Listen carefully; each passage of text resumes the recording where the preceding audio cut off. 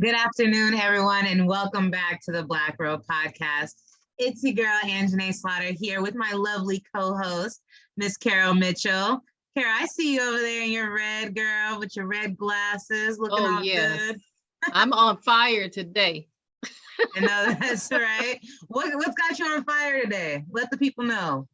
Honestly, the county has settled its case with the Manny Ellis family at the nice little round number of $4 million, which Manny's life is priceless. So I just want to, for people who think that's a lot of money, it's not. But the city of Tacoma's $30 million version of that same complaint is still pending. So we'll just have to see where that goes. Had a beautiful conversation with Manny's sister, Monet Carter Mixon, about, life without her brother, without her mother's son, without her children's uncle, and how they're managing that. And it hasn't been easy. It definitely has been a huge loss for their family. So we just want to acknowledge their loss, acknowledge the fact that $4 million is nothing compared to the value that he brought to his family and to his community. And I remember when we had our friend, James Bible, who's the family's attorney right here on the Black Robe Podcast, and how much work. I mean, this has been a long fight, a long battle. I still follow him and am connected with James himself. And so I'm glad to hear that this isn't the end, that they're still fighting.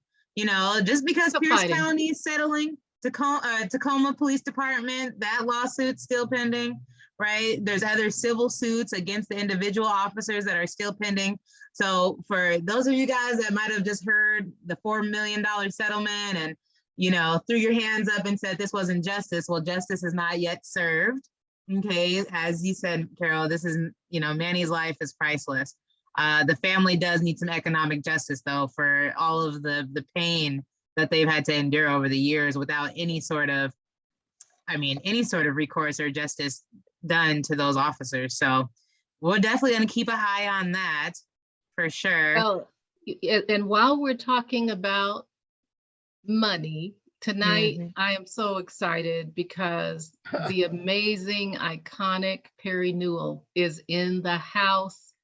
On the platform, and he has spent the better part of, he says almost 50 years focusing his attention primarily on the education of young people and helping them find the money to get educated or to have activities and experiences that they otherwise can't afford. One of the things that came out of Manny's case is that a lot of systems failed him. Mental health system failed him. The substance use treatment system failed him. The education system failed him. But I'm going to call him Dr. Newell. Oh, no. My honorary doctor, Dr. Newell says, here's a way for us to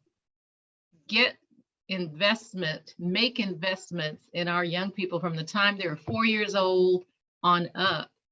So welcome to the show, Mr. Perry Newell. Welcome, money man himself. The money man. No. I love that. I'm equally excited to have you on the show today, Dr. Newell, because I am a first generation college student, come from a single parent household, growing up with government assistance, Section 8 and so forth. But my mom, really just preached into me how important education was. And if it weren't for scholarship opportunities and my full ride academic scholarship to the University of Washington. Go ahead and brag, girl. Go ahead. I'm just gonna drop that out there. I wouldn't be where I'm at today. A lot of people think that college isn't for them. You can do whatever you want, but get your paper too, get that degree too. Okay, because it's definitely gonna help us down the way. And don't let money be the barrier, because we have resources like Dr. Newell, and we're so excited to hear about this project, this 50-year-long project that you've been working on, and the many people that you have helped, right, cross that bridge towards education. So welcome, Dr. Newell, Dr. Perry Newell. Why don't you let our audience know a little bit about yourself and how you came to found this passion of just, connecting people with resources? Well, it started long ago after I left as a staff member from the University of Puget Sound. I got kind of, how do you say, kicked into the position of an education specialist for the Tacoma Urban League. And from there, Harold and Tom did a number on me. So I took the job and did the job primarily finding resources for Tacoma Community College. Then I got hired by the Evergreen State College to do likewise as a financial aid specialist, and got trained by the feds and the state and continued in that vein for a number of years, jumping yet again to state executive government and then to secondary education and then to freedom, I guess, making it work throughout the state of Washington, and successfully, I think. I didn't do it by myself. There were a lot of hands that did the work, okay? One of the things that I'm often heard to say is, if you see my hands move, you didn't see the right people, okay? Because it's part of what I do is the connection of those 50 years of experience with people to make things happen, okay? And part of that was in learning that some of those folks, for example, it was in the governor's office, I found out that the governor was okay. That's what I found out. Which one are you talking about, though? And Evans. Okay, yeah, I want okay. to make sure people know which era you were, No, well, were in. To put it plainly, there's all but one governor in this state that I've worked with, and Stan Evans. Okay, all but one. Okay. The most fun I had was watching John Spellman read to kids in his office before they went to school. They were 3 and 4, and that was his break. So it's those kind of relationships that I've built for years. And although a lot of those folks are no longer with us, they're still here. They're here. Whether they invested as an individual or within organizations, yes, there are people that I've worked with who were once students who received the value of that organization, whether they know it or not. Okay. Or they So did. what is the Funding College project then? What's its purpose, its mission? Well, our mission is to make education a reality for anybody who wants it. We work with a school-aged population.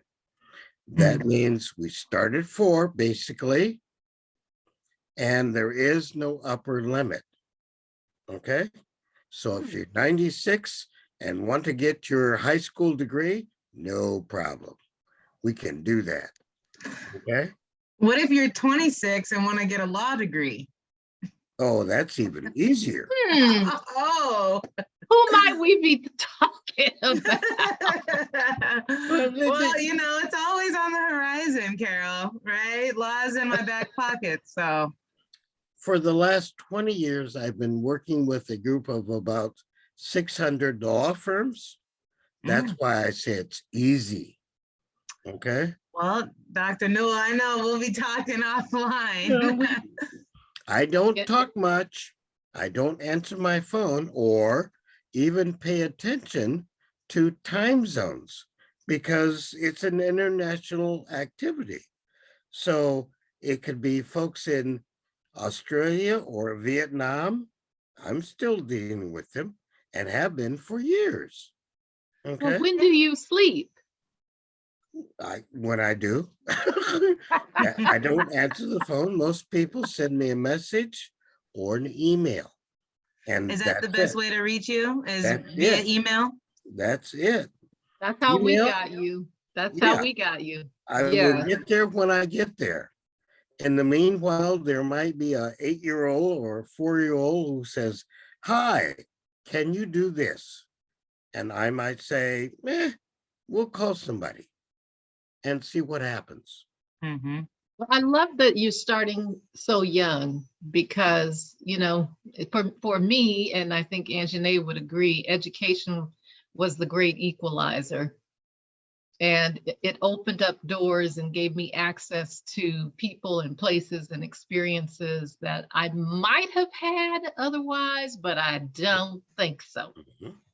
Maybe I could have, as Mama says, by hook and crook, I could have done it, but I don't think so. I think having a graduate degree, 2 of them, and an Mhm. undergrad degree definitely opened doors. I guess I'm wondering, when you say you fund education and activities, what kinds of things fall in that activities bucket that you can also connect people to resources for? It could be baseball or it could be soccer. It depends on them. Cheerleading? Cheerleading pays. Anjane, we need to have Tiori hook up with Yeah, Yeah. Dr. Newell. there are lots of folks who are willing to take the bet. You're going to succeed. If I only have to put $4,000 in, I will. And that's one individual who you'll never meet, who may have those kind of dollars because that's your interest and they Mhm. want you to succeed. They don't Mhm. want to take credit for your success, but they want to be there to help you succeed. I love that. And Dr. Noah, you mentioned that your network, it spans internationally. Yes. As we're talking about activities, a lot of people, especially from African American descent, they've never been to parts of Africa, right? Yes. They never got that perspective, that culture. Would Yes. travel fall under some of these activities? Are there some sort of? Absolutely. That's Okay. great. So I want to throw a scenario out there. I've got 2 or 3, maybe 4 young men, one in Nigeria, 3 in Ghana, who Yep. want so badly to come here for a summer or even a few weeks to just have an educational experience in the United States. Are you Okay. telling me that they could apply for a scholarship through the Funding College Project or Cash for Kids? That's correct. They do that.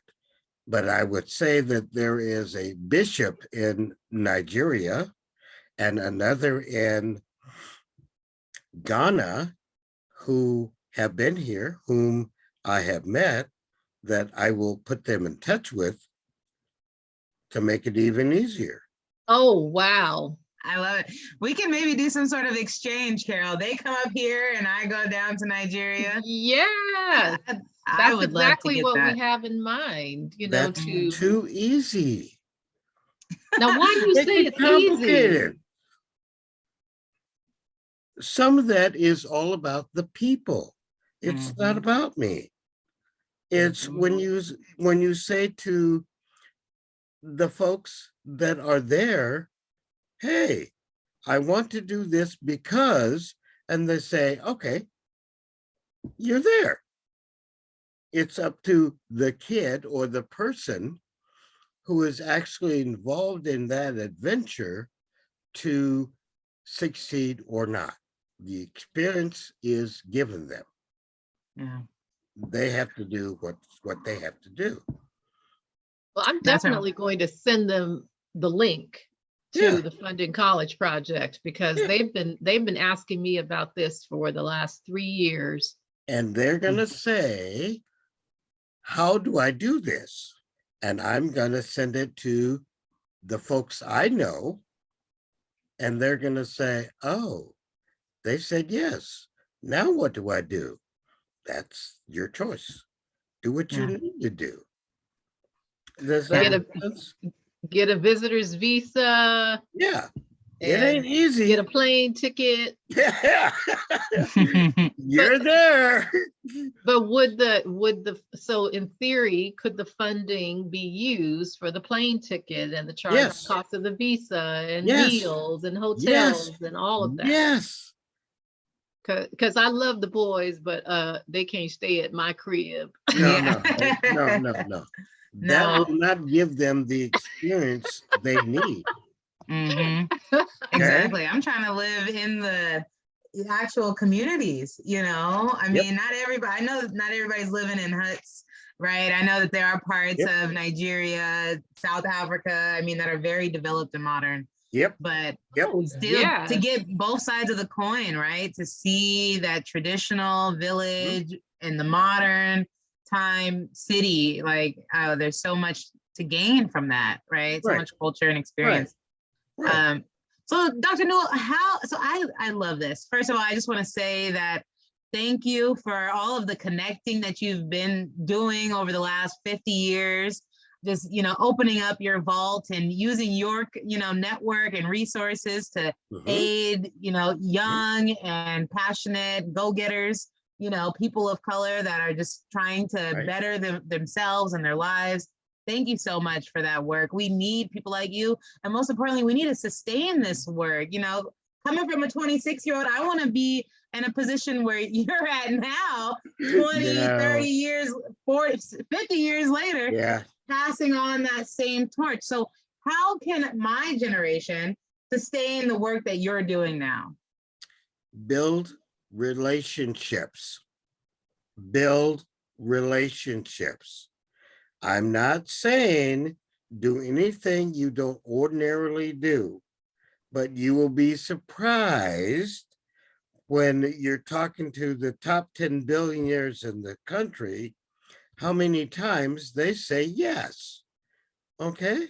Or they say, you should talk to, and you better be listening, because they're going to tell you where the money is and how to get there.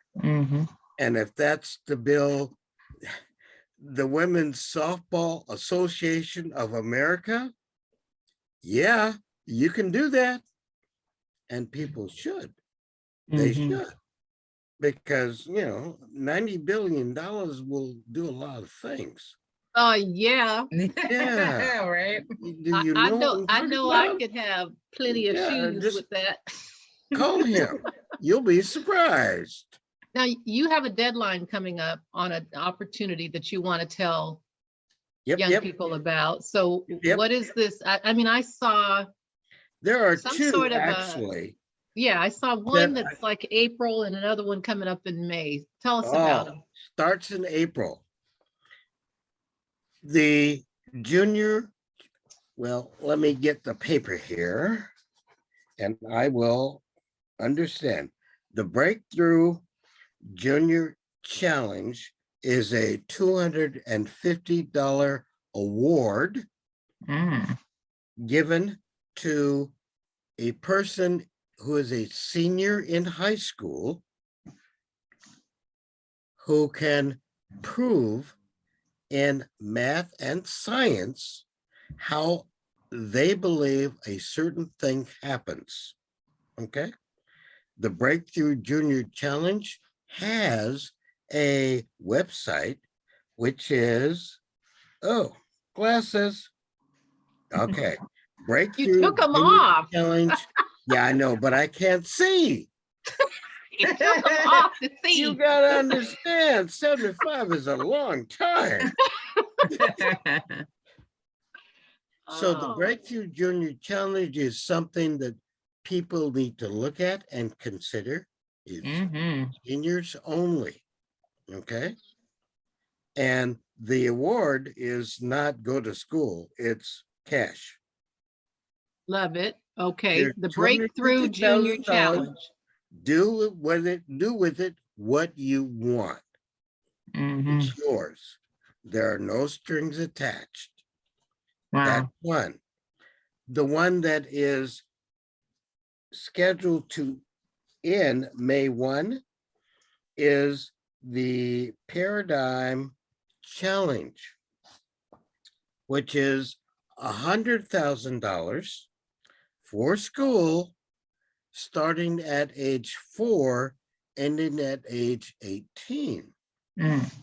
Okay.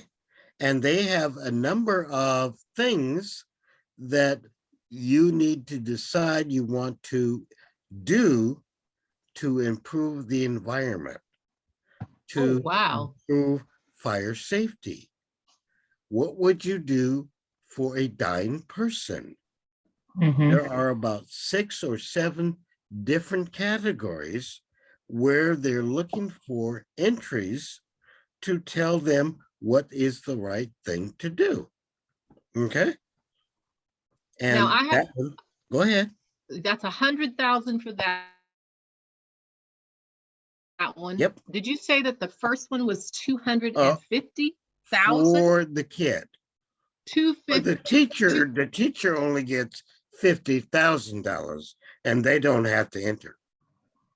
But a child could have $250,000 for that first one? Yeah. Oh, wow. How many of those scholarship awards are there? So if 1,000, if 1 million young people enter, what are your chances of actually getting one? The chances are 1 in 50. Wow, that's good. I'm too old. Or I play. That's better than the lotto. That is better than the lottery. So on an annual basis, what I try to do is identify about $11 billion. That's my goal. Okay. And why I say I operate internationally, you may be in Vietnam and the opportunity may be in India. That's your choice to participate or not.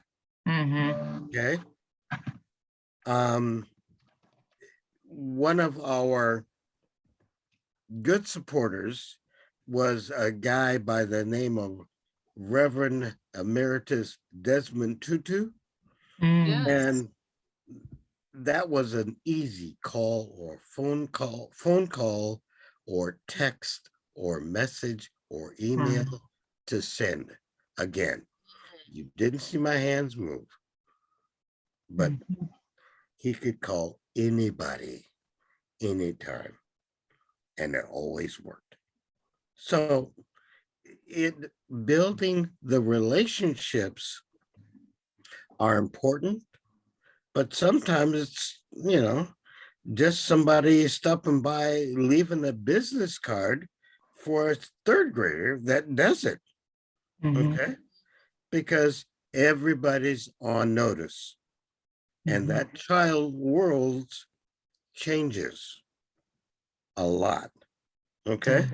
Because, they took 20 minutes to drop off a card and say, thank you. Or I'm interested. Let me know how that comes out. Okay. So how about young people who maybe got started in school? Okay. And for whatever reasons, life got in the way and they weren't able to finish college or graduate school or law school or whatever, and they want to go back. Yep. Can they apply for some of this funding to pay for, the last year of law school? How would that work? We identified probably about 20 different organizations who pay for that, or we will ask individuals and organizations to consider taking on the challenge of an individual to see them through law school or college, or just to be there when needed. And some of those folks are amenable to that idea and move forward. And I'm You done. just have a benefactor that just pays for your college Yeah, education. Wow. that isn't going to miss the money, or they have the time. Okay. When you ask a governor to be a tutor, guess what happens? Okay. It becomes magic. Okay. In some cases, it's parents and friends who don't get it. Why would they do that? Because they can, because they want to. But what's in it for them? They're fulfilled. They don't need. So they can. Well, I wanted to just thank you. We're almost out of time. 30 minutes goes so quickly, but I wanted to make sure that you get a chance to get your website and your Facebook page out there, because I checked and I am one of almost 790 something people that follow you around on that Facebook page. Yep. I want to make sure people know about it, because that's where you post a lot of these opportunities. So would you give us the Facebook page, please, for the Funding On College Project? Book it, Funding College Project, and easy to find. Otherwise, it's www.educatingouryouth.org. And that's how you reach me.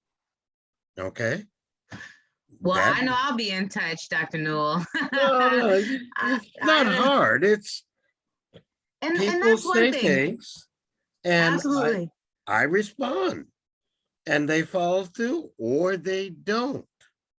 Initiative counts, but Yes. it's on them. Mm-hmm. Okay. I don't have the money. I don't have $11 billion, yeah. right? In your bank account. Yeah, I don't need money. That's Nope. why you don't see me. Right.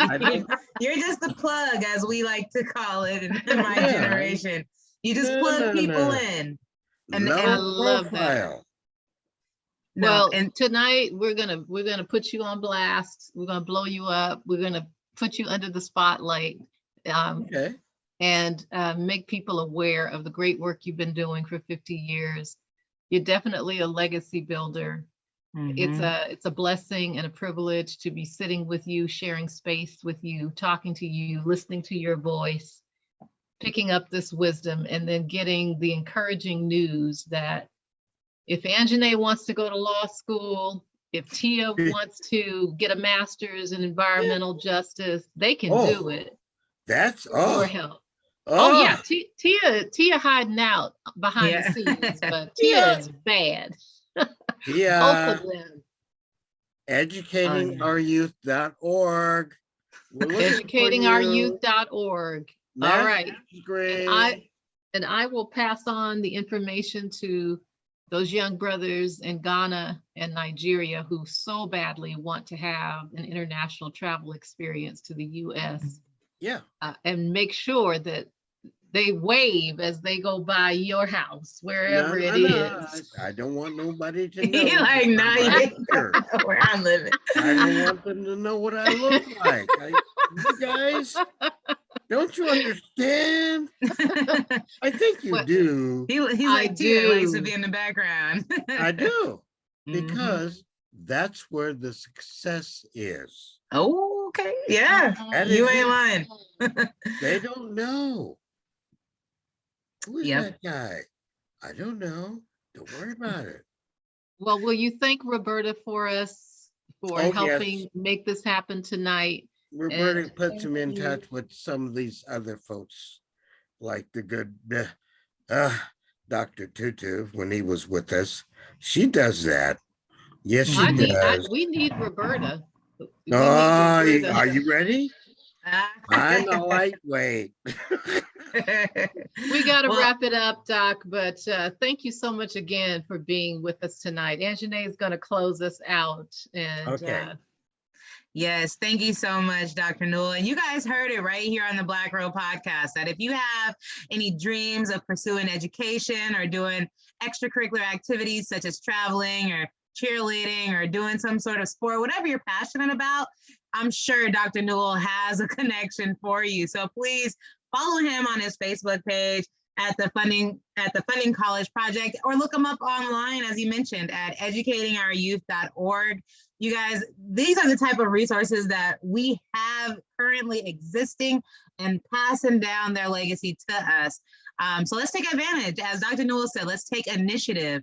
All right. If you want it, you just got to go out there and get it. Somebody like Dr. Newell is waiting for you. So thank you so much, sir, for joining us here today on the Black Robe. And we will see all of you guys next week. Have a great night. Thank you. Bye-bye.